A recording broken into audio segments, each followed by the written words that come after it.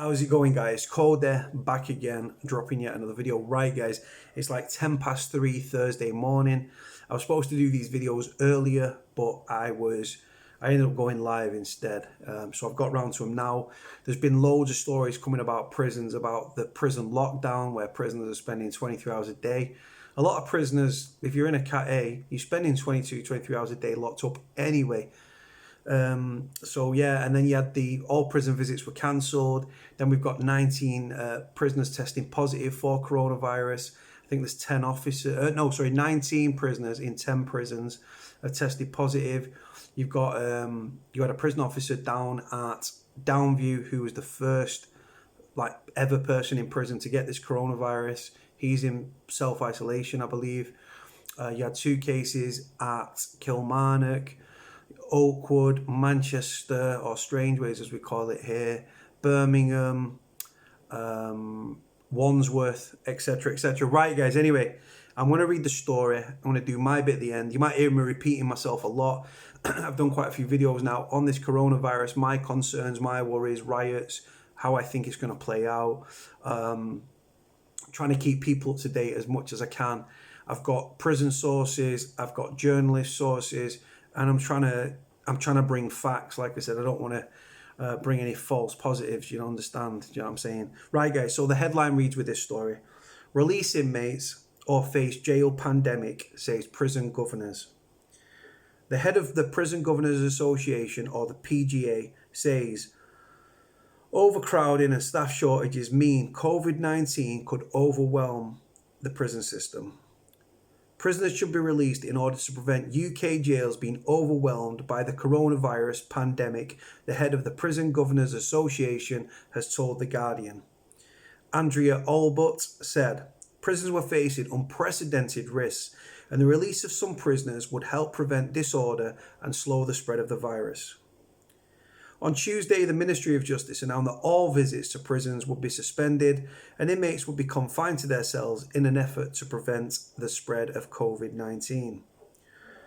All but warned that a combination of prison overcrowding, prisoner lockdown and staff shortages as a result of the prison workers needing to isolate themselves meant that the prison system was facing unprecedented pressure.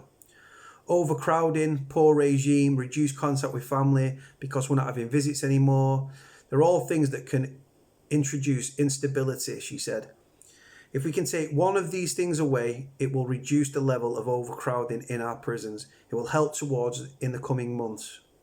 Allbutt said jails were already severely overcrowded, with prisoners sharing cells designed for a single person.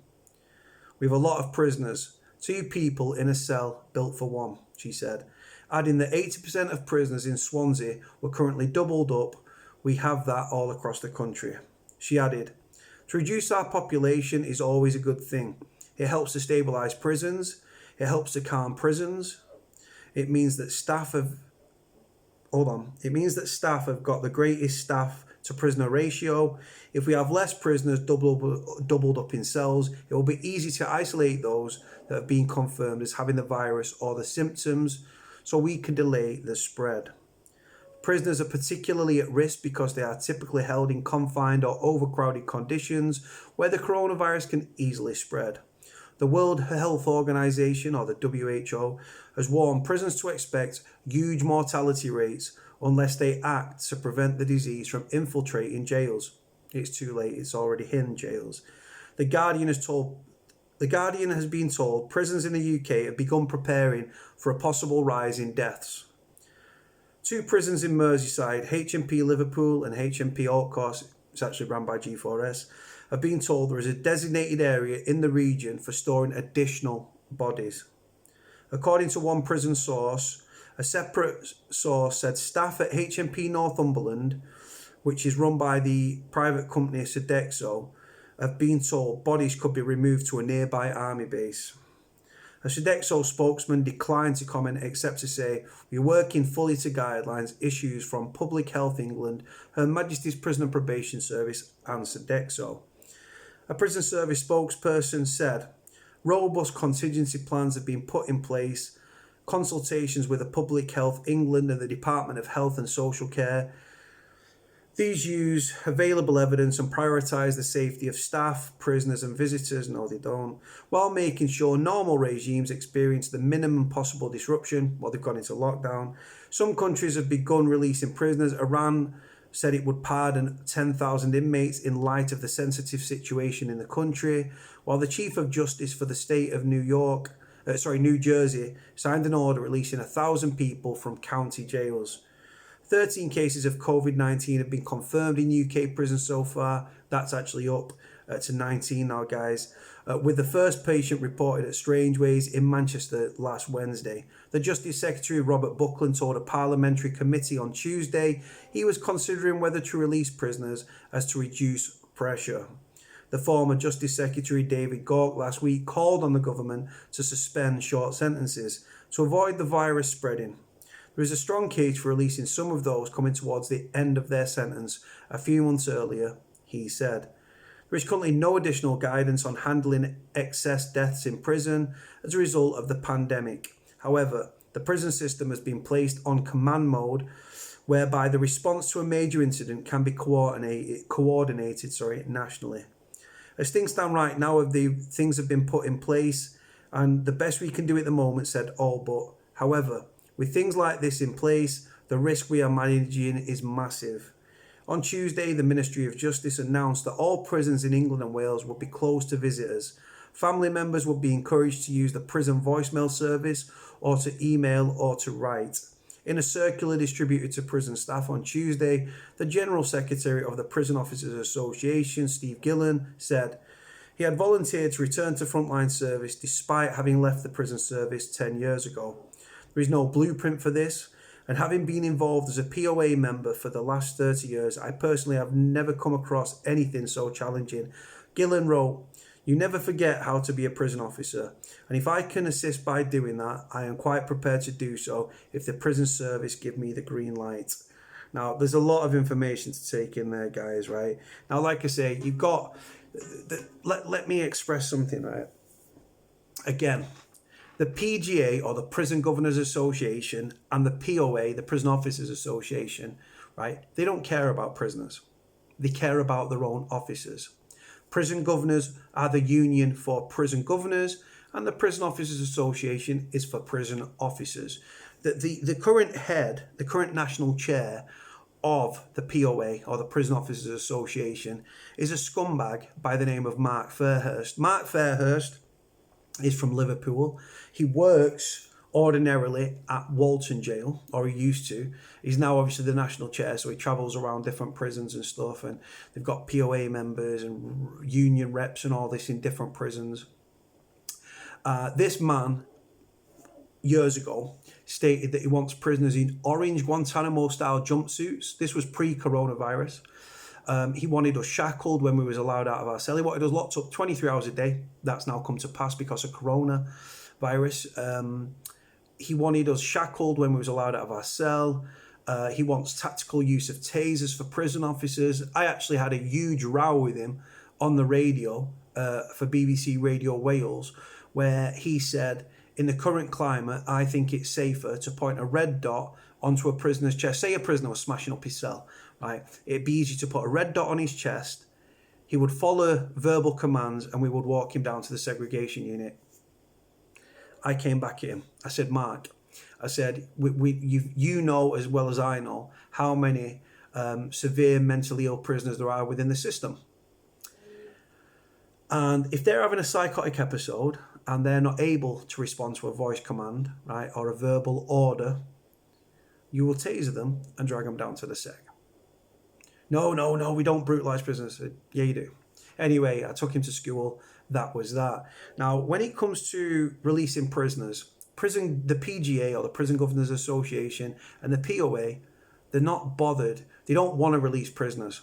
What it's about taking the pressure off the officers and the governors within the prisons, right? They also are very, very aware that, like I said, there's things there. Sodexo refused to confirm that the prisons, the prison is, they've designated a building to put bodies.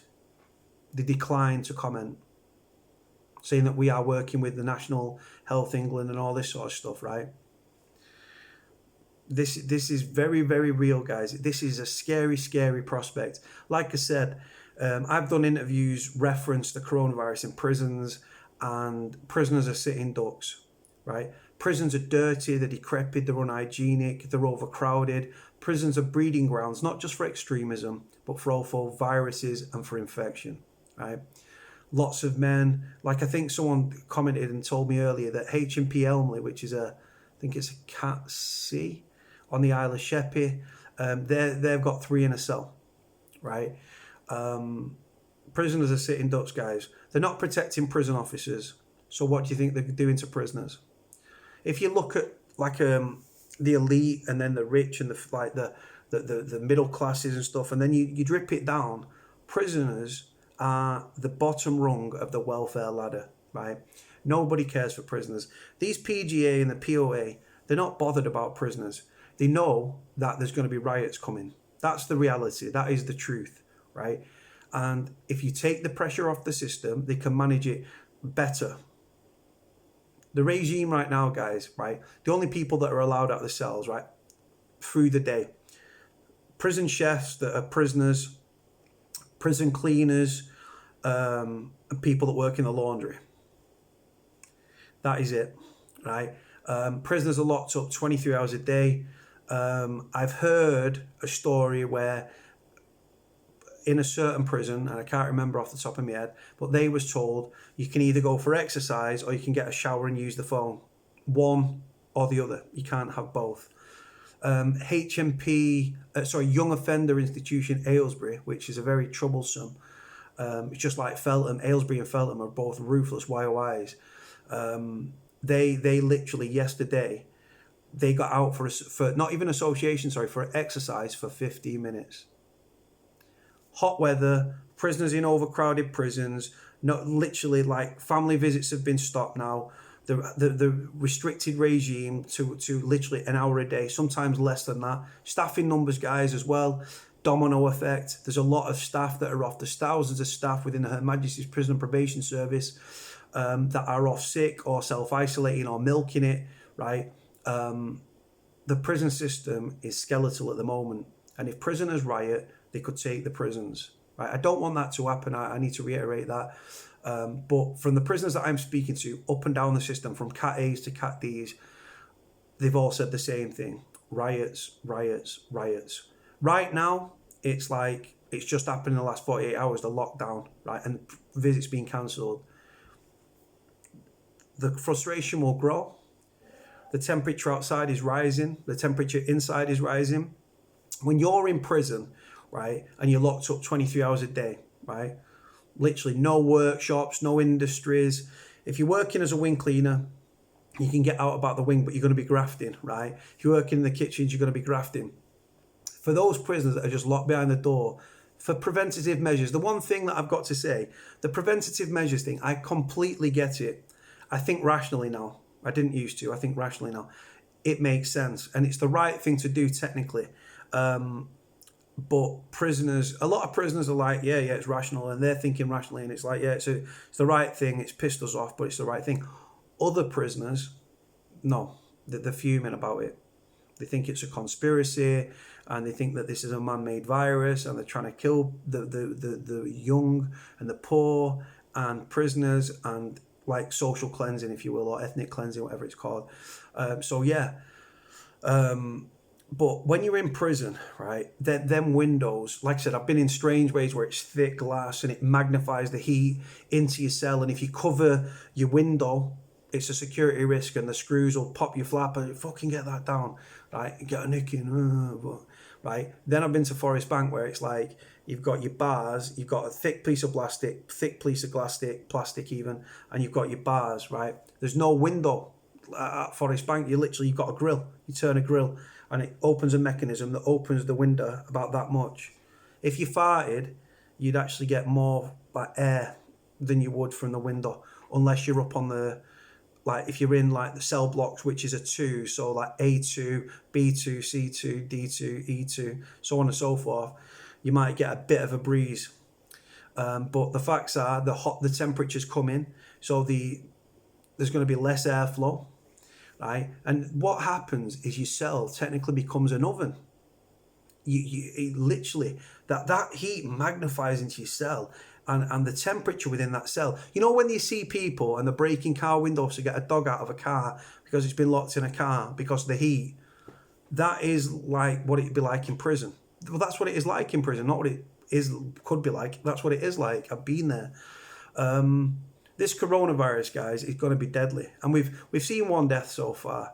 Another thing I'd like to make a point of as well is that there's only been 19 confirmed cases in prisons. Now, you've got to think, guys, yeah, doesn't sound like much, does it, right now?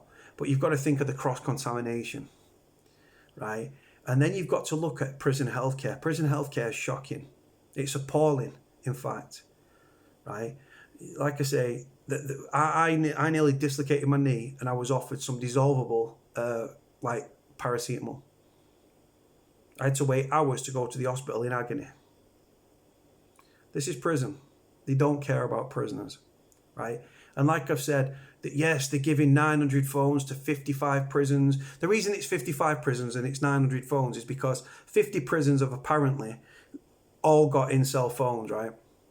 For those prisons that haven't smashed them up, right? So 50 prisons are going to get 900 phones. 900 phones to 55 prisons is not a lot, right? At all. And again, these phones are... Do you think the Ministry of Justice want to be buying phones for prisoners? They spent millions of pounds trying to stop mobile phones getting into prison.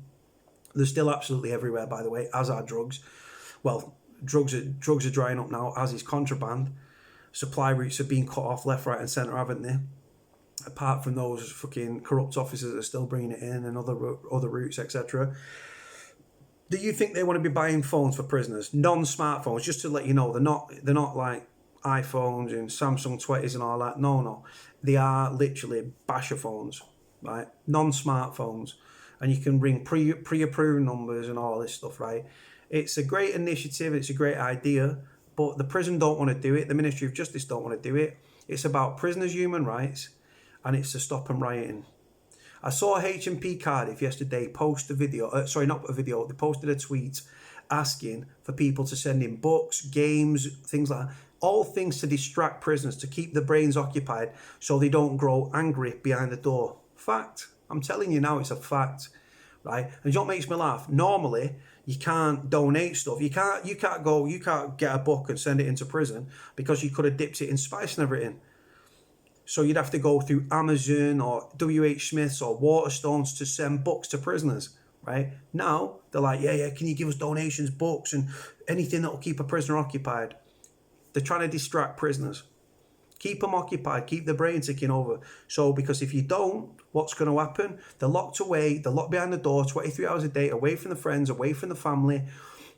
All they've got is time, and the thing is, and then the heat as well. I know it might sound, you might think, why does he keep going on about heat? If you're warm and hot and you can't sleep, you become ratty, don't you? Put that in prison. It goes up a level. Things on the outside, things that you might knock off as trivial things, in prison, a molehill becomes a mountain becomes a volcano erupts.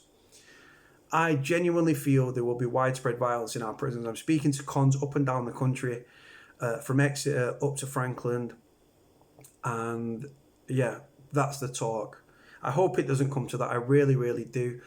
Look at H&P Addiewell in Scotland, I think is it Livingston. There was a little riot there last week. Was that corona related? We don't know. But the facts are, the prison system has long been a powder keg, right? And this coronavirus, and I've said it in countless videos, could be the straw that breaks the camel's back. Like I said, there's a lot of prisoners that are rational and they're thinking about it, but there's a lot more prisoners that are thinking, nah. Another thing as well, prison, these corona tests are very expensive, right? In a private prison, the first aim and the last aim is financial gain.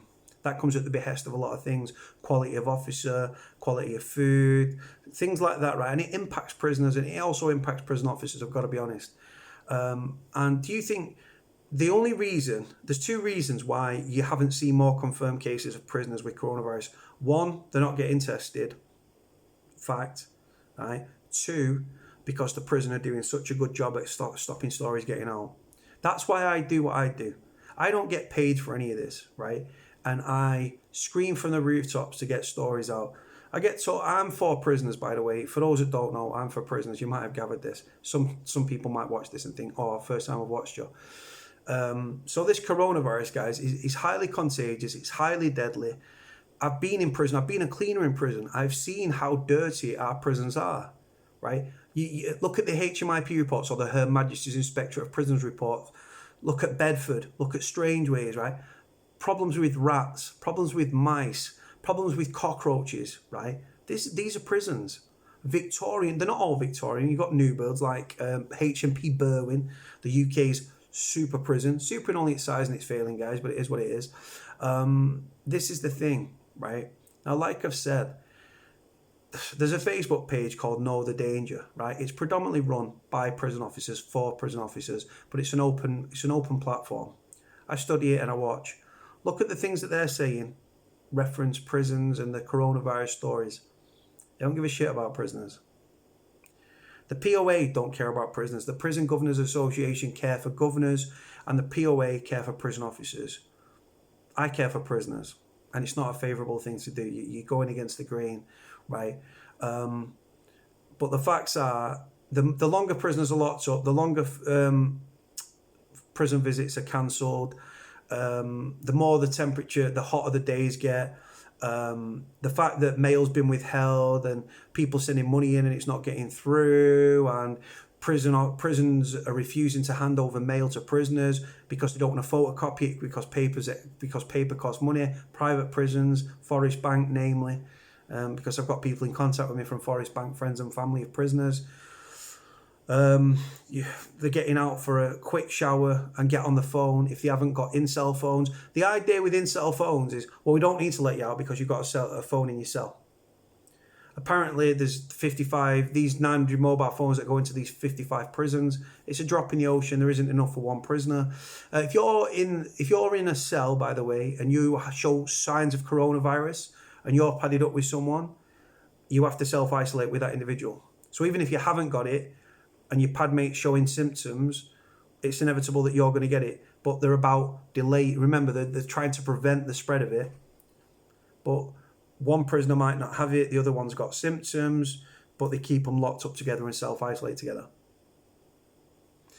Food's been served at the door. Like I said, guys, there's a lot going on. I saw a tweet earlier today where someone's like, oh, we've put £5 on our every prisoner's PIN within the prison. Whoopie-doo.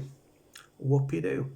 If you're ringing a mobile, that 5 minutes is going to be gone within a matter of minutes. 8, 9 minutes, 10 minutes, that credit is gone. Now, some prisons are giving it every day, free 10-minute phone calls every day.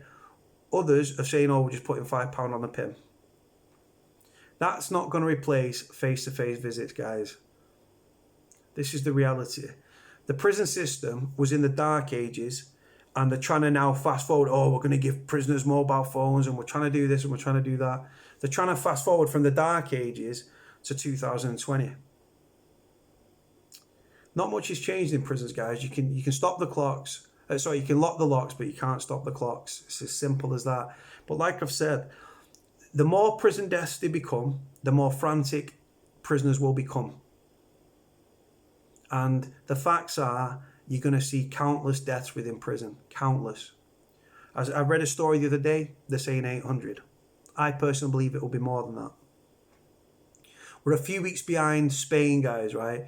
Italy, Spain. Look at what's going on in Italy. Look at what's going on in Spain. We've only just now, after Italy locked down a few weeks ago, we've only just done it now. So, and then they're saying, oh, that one person could contaminate thousands of people. This is the reality, guys. It's a very, very dangerous time. Very, very dangerous. And unfortunately, shit rolls downhill. Prisoners are at the bottom of that hill. Prison officers are only a step up from that. But it annoys me when they're going on. It almost sounds, when you read the story and you read it, and I'll put a link in the description, almost sounds like they want prisoners to be released. No, they don't want prisoners to be released. And I will tell you something, right? It's not just short sentences it's not just, it shouldn't be just people that are coming towards the end of the sentence that be released, right? What they're saying is that non-violent offenders, they're going to be like put up for it. And sex offenders are discredited as well. They're not part of it. But if you've got a loved one that's serving a 12-month sentence, they should be released, right? If you're in a Cat C prison or a Cat D prison, or in your Cat B awaiting your Cat C move, right, you should be released, right? You can't release everybody. I'm not stupid, but they should release thousands and thousands of prisoners. Everyone that's in a Cat C and a Cat D prison, free them. They're a matter of months, years away from a year or two. Get them out, man. Get them gone. Release them. Then spread the thing. Put all the old prisoners, the elderly ones, right, into one prison, or because obviously some of them are going to be sex offenders, so they're going to have to go into their own wing. But literally, just put the 1,700 prisoners in the system that are 70 or over, right. 15% of the prison population have got respiratory problems, COPD. Then you've got prisoners that have got health problems that they don't know about. You've got prisoners that might be waiting to go to hospital, right? You might be waiting for prisoners that are waiting to see the doctor, that have got underlying health problems. When you go to prison, your health deteriorates a lot quicker than it does on the outside, because prison healthcare, you've got these like just lights and stuff. It's not, you get a vitamin D deficiency. Like I said, prisons have, like, honest to God, are breeding grounds. Like, when I first went to prison, I showered with no flip-flops, and the guy's like, bro, don't ever shower with no flip-flops, bro. Viruses, verrucas. I know verrucas are a minor, but you get scabies. There's a lot of dirty kids in prison, a lot of clean kids in prison, a lot of dirty kids in prison. But the thing is, the way that prisons are, a lot of these prisons are decrepit, run down, reminiscent of Dickensian England in 2020. They're going to be breeding grounds for these viruses, guys. Plastic, it can last 3 weeks or whatever, 3 days or whatever, and this, and metal, it lasts so long, right? Prisons are full of all these different things. Say that they're using the prison phone. The prison phone, people picking it up, they're talking, they're spitting the germs into the handset, they're putting the phone down. Do you think every time that phone gets put down, if prisoners don't have in-cell phones, right, and they're putting that phone back on the hook, do you think that one of the wing cleaners is going to spray it and hand sanitize each time, and then you go, no, they're not, man. No, they're not, man. It's not about that. But guys, I'm interested to know what you think about this situation, the potential for read that story and read what it says about Sodexo, and the bodies might be sent to a military base and stuff, right, in the northeast. Guys, the facts are, the government are saying little bits. Read between the lines of what's being said. They're expecting lots of prisoners, not just prisoners, but lots of people to die. And prisoners are going to fall foul to this. This virus will wipe out countless prisoners. And then, like I said, then you're going to have the uproar from the families. Then prisoners are going to be more, when the boys start dying on a wing, like, oh, it was all right, yeah, it was safe. Then he dies, and then they get, got to keep you on 23-hour lockdown. You're still not allowed to see your family for 3 months, 4 months, whatever it might be. What do you think's going to happen to the prison system, honestly? They're fucking around with people's mail. People sending mail in, and they're just saying, yeah, don't send letters in. Just email a prisoner. What happens if it's an old person and they're not good with technology and stuff like that? Honestly, guys, there's so many things. Then you've got the mentally ill prisoners that are just going to fester in the cells. They might be single-celled off or high risk, right? And they're sat behind the door, climbing the walls. The mind's playing tricks on them. There's a lot of mentally ill prisoners that are in the system that are very, very mentally unwell, and should be indeed in psychiatric units, low, medium, and highs. But prisons are just human warehouses. Some of the most vulnerable, some of the most violent, some of the most dangerous, but some of the most vulnerable and some of the most susceptible people in our society. Then you look at the drug situation. Drugs in prison are drying up. The avenues for drugs to come in, visits and other, like I said, I'm not blowing anyone up, we know what goes on, right? But visits, that avenue now is gone, right? And then, like I say, not every prison can use drones and stuff because of the structure of the cells and the windows. So then you've got your corrupt officers, but there's thousands of officers that are off work, Her Majesty's Prison and Probation Service officers that are off work, prison officers, there was 1,000, that's probably up to about 1,500 now, if not more, right? So them corrupt officers might be out of action. So the supply routes into the prison are cutting down. So there's less of the drug in prison. There's going to be drought starting within drugs within prisons and stuff. If you've got a particular drug, say it's spice, the drug of choice for many people in prison, the devil drug as I call it, the devil's dandruff, right? That drug if you're the only person with it on the wing, you can charge a premium. right? If there's several people on the wing selling that drug, you've got to bring your prices down because you'll be undercut by somebody. It's a business at the end of the day. But like I've said, so where you've got contraband, the prices are going up. That incurs debt. Where you've got debt, you've got fear, intimidation, bullying, and violence. Honest to God, guys. Honest to God. I can't stress it enough. I really, really can't. And then, like I said, mentally ill prisoners. You've got those prisoners that have got underlying health problems as well. Respiratory problems. 15% of the prison population, give or take, has got respiratory problems. They are really in fucking danger. You've got prisoners with health problems, heart problems, underlying problems, problems that they don't even know they've got.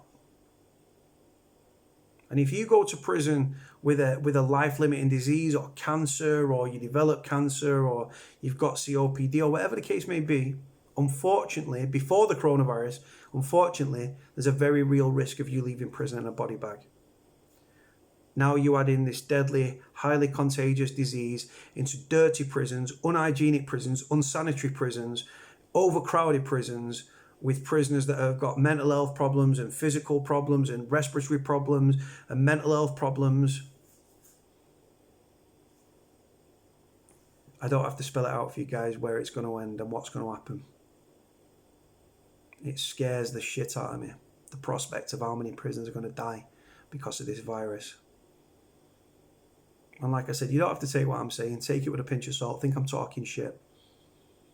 Let's see in 3 months' time how many prisoners lay dead because of this virus. And then on top of the preventative measures that they're putting in place, they're shipping prisoners around the system. It's potentially spreading this virus. The next prison death, unfortunately, is not very far away. And like I said, you've got 2 prisoners in a cell meant for 1 person. Prisons are limited where they can isolate prisoners. Healthcare wing, fine and dandy. You see record levels of assaults, record levels of self-harm, prisoners keeling over from taking bad drugs or having a bad hit or overdosing on, like I say, mainstream drugs, spice and everything else, right? So they're limited. Then you can use the segregation unit as an overspill. Punishment block. They also put protection cases in there. Tommy Robinson, when he was in Belmarsh, was placed in the in solitary confinement, right? So they're limited there. There's a distinct lack of single cells within the prison system. There always has been. There will continue to be. So the limit. So what they've got to do now is, if a prisoner's got corona symptoms, I could be best mates with someone, and if I'm locked up with them and they've got corona symptoms, I want them gone. But the prisoner say, no, got to stay in with you. This is the reality, guys. This is what's going on within our prisons. And then they go on about preventative measures. Putting phone credit and stuff. I've seen people praising prisons. Oh, that's really good. You put £10, you put £5 on someone's pin. Look at the reasons why they're doing that. They're not doing it out of the goodness of the fucking hearts, guys. Come on. They're not buying 900 phones for 55 prisons. Not 55 prisoners, for 55 prisons, right? And they're going to break them up and put them into the prison, and they can ring, like, pin-approved numbers. So it's like using the prison phone, but it's a mobile phone. You can only dial numbers that are on your pin. Fact, right? This is the reality, guys. Right? They're not doing it out of the goodness of heart. They're not doing it as a goodwill gesture. They're doing it because it's prisoners' human rights, and the most important thing, they do not want prisoners to riot. Prisons riot now in this current climate with thousands and thousands and thousands and thousands of staff off across the probation and prison officers and everything else. What do you think is going to happen? The prison system is extremely weak right now, and it's always been a powder keg, and when it overspills into violence, you will see what comes. Anyway, guys, I've waffled on long enough. Link in the description to the story. Sorry I've waffled on for nearly 35 minutes. But I'm passionate about this, guys. I can't tell you enough how passionate I am. I'm going to leave it there, guys. Thanks for tuning in. Put your comments in the comment section, what you think this means for prisoners, etc., etc. Like, comment, subscribe. Cody out.